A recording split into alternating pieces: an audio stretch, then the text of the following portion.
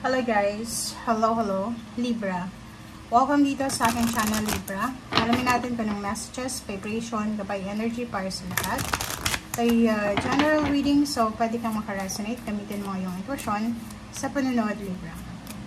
So tingnan natin Libra kung ano yung mensahe na pwedeng makatulong sa'yo sa mga susunod na araw, buwan, taon. Kasi timeless daw. So, it's a guidance card. It's a guidance tarot reading. Okay, Libra. Wow. Rests. Okay. First card sa'yo, binibigyan ka ng advice ng ating baraha na kinakailangan mo magpahinga. Rest. Masyado ka daw na hardworking. Masyado kang pagod. Masyado kang nagtatrabaho. Take a nap and get some rest. Comment down below if ano ba yung ginagawa nyo, bakit ganito yung nangyayari sa inyo. Okay? So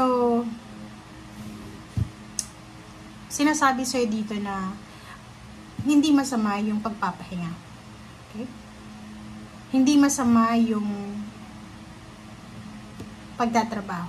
Hindi masama yung pangangarap. But make sure na hindi mo pinapabayaan yung physical health mo, yung mental health mo, spiritual, especially spiritual. Kasi yung spiritual natin, yan yung kalakasan natin, yung foundation natin. Okay? So, habang nanonood ka sa ngayon, after mong manood, kung pagod ka, magpahinga ka, rest, rejuvenate, diba? Relax, purify, detoxify, and stay safe.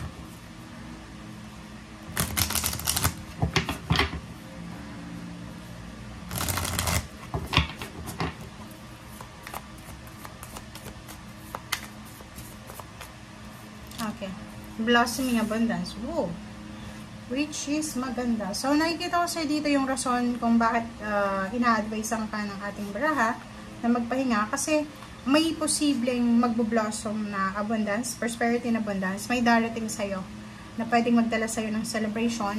So, ihanda mo yung sarili mo dito. So, yung paghahanda dito is yung pagpapahinga. Parang sinasabi sa'yo dito ng baraha na kailangan mong ihanda yung sarili mo. Okay. Para dito sa blessings na to. Etong blossoming abundance na to, pwedeng new relationship, pwedeng new baby, pwedeng new job, new source of income, new source of inspiration, or pwedeng, ito yung matagal mong hinihintay, ito yung matagal mong minamanifest, or ito yung matagal mong pinagpipray sa ating Panginoon. So, yun. So, sinasabi sa'yo dito na malaking bagay ito. Okay? Malaking bagay siya. So, pwede mo siyang, yun yung ibigyan mo ng focus. Okay? And yung number 3 na to is celebratory siya. So, kung ano man itong parating sa yung abundance and prosperity, parang ano siya, yung plant, diba? Pag tinanim mo siya, mamumukadkad, parang flower. So, kung ano man itong mamumukadkad sa buhay mo, deserve mo to. Kasi marami kang, ginawa mo yung lahat eh. You've been working so hard. So, oras na para, diba, enjoy mo naman kung ano yung fruits of your labor, yung positive outcome na ito. Okay?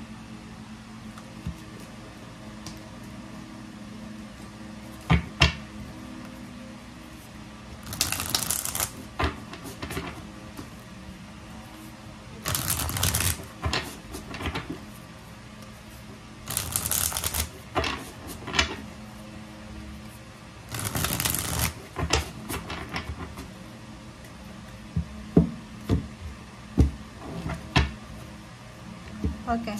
First card natin is Four of Swords. Wow. It's double confirmation of rest, yung Four of Swords. Four of Swords is time of resting, time of meditation, time of reflection, time of spending time alone, spending time with your loved ones, with God, with the universe. Alam mo, spending time with the universe. Alam mo yung ano, staying quiet ka lang, diba? Nakatingin ka sa buwan, sa stars, parang gano'n. So, ground yourself. Yakapin mo yung puno, maglakad kang walang tsinelas, parang gano'n. Okay, Five of Cups. Ay, kita ko sure dito, emotionally, marami kang pinanghihinayangan. Marami kang regrets sa buhay. Ang Ace of Wands na to sinasabi sa'yo, huwag kang manghinayang. Huwag kang manghinayang sa nawala sa'yo. Huwag kang manghihinayang sa mga bagay-bagay na hindi nangyari. Diba? Regrets. It's a waste of time ang regrets. So, dito sinasabi na ihanda mo yung sarili mo. Okay? Be excited. Okay? Kasi itong Ace of Wands is super exciting emotion to eh. Confidence, excitement, parang ganun. So, sinasabi dyan na yung Ace of Wands na yan is posible na yung blossoming abundance na to is yan yung magdadala sa'yo ng excitement. Super excited ka, super confident ka na ito na yung magdadala ng saya sa'yo. Strength, physical strength, yun sinasabi sa'yo, strength of money, career, relationship, physical, spiritual, yun yung dapat na focus mo sa ngayon. Ace of Swords, good news, information, communication, ay posibleng darating sa'yo. It's either offer of job offer, financial offer, or pwedeng may magpautang sa'yo, or may mag-offer sa'yo ng trabaho. The Tower. Okay. Okay. So, nakikita ko sir dito na siguro marami kang napagdaanan na tower moment. Bumagsak yung pangarap mo sa buhay. May mga nangyari sa past na unavoidable, diba? Uncontrolled. Hindi naman ikaw yung kontrolado dyan or ano pa man. So, dito sinasabi na huwag kang matakot. Kasi part yun ng buhay natin eh. Part yun ng buhay natin yung maging parang yun, makaranas sa mga bagyo sa buhay natin. And dito sinasabi na isa sa mga bagyo na napagdaanan mo ay posibleng mapagtatagampayan mo siya. Okay? And Page of Swords, in the future, nakikita ko sir dito na yung halimbawa, kung mga bad news yung palaging natatanggap mo for the past few months or year, in the future, sinasabi sir dito na posibleng magiging positive na siya. So, kabayaran ng mga negativity na nangyari sa'yo is positive news in the future. Okay? So, nakikita mo yung Queen of Cups. Kung halimbawa sa ngayon, hindi masyadong tahimik yung takbo ng buhay mo, sinasabi sir dito na magiging sobrang tahimik, peaceful, harmonious yung relationship mo in the coming months or years. Okay? So, thank you guys for watching and see you again. Ito ay para sa lahat ng Libra. Bye, Libra!